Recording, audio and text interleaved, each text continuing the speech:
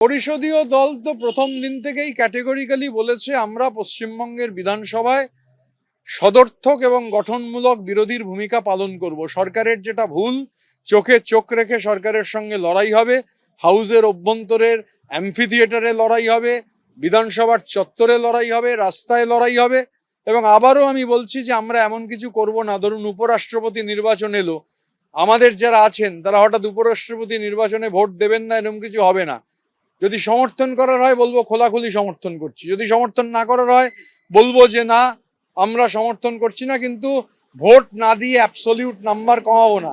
আমাদের যা সংখ্যা তাতে সরকারের, আমাদের নির্দিষ্ট যে সংখ্যাটা এগুলো তো রেকর্ডেড, যে আমরা যেটার বিরোধিতা করব আমরা বিলে হেরে যেতে পারি, কিন্তু আমরা সেই বিলের বিরুদ্ধে ভোট দেবো যাতে সেটা রেকর্ডেড থাকে।